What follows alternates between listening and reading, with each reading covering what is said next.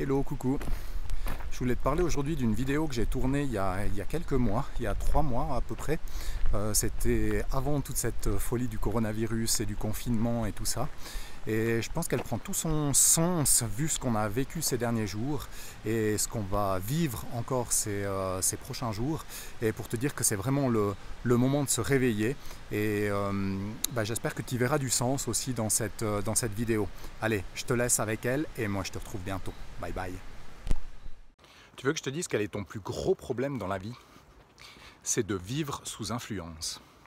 C'est de faire plus confiance à ce que les autres te disent, à l'avis des autres, qu'à tes propres ressentis.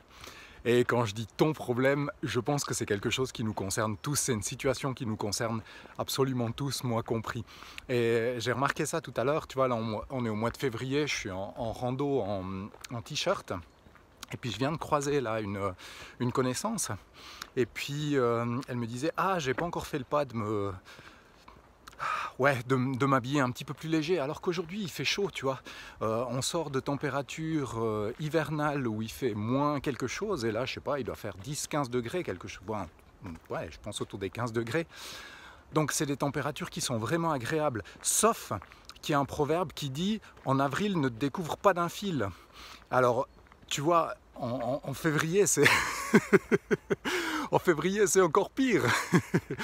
Et mine de rien, tous ces principes, tous ces préceptes, c'est quelque chose qui nous marque profondément et auquel on obéit beaucoup plus qu'à nos propres ressentis, qu'à nos propres sensations finalement. On a l'habitude de vivre sous l'emprise d'autorités qui nous disent quoi faire, qui nous disent quoi penser. Ça commence par les professeurs, les médecins, la police, enfin toute une série d'autorités comme ça qui savent toujours mieux que nous. Et dans les mains desquelles on remet finalement notre libre arbitre. C'est ça finalement, notre libre arbitre. Donc voilà, c'était juste un petit thème là qui me venait à l'esprit en entendant cette personne dire ça.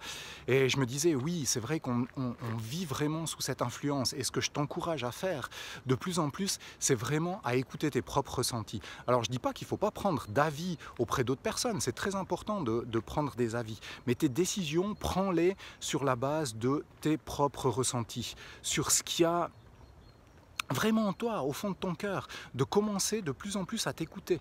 Alors justement, c'est pas facile parce qu'on a l'habitude de fonctionner avec ces figures d'autorité et d'attendre que d'autres personnes nous donnent des solutions, nous donnent le bon choix à prendre, la bonne solution à adopter, la bonne direction dans laquelle aller, tous ces choix que tu dois faire tous les jours.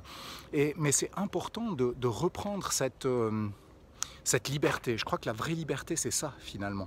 C'est d'être à l'écoute de soi-même et d'appliquer ce qui semble juste, ce qui semble résonner avec ce qui est à l'intérieur de nous.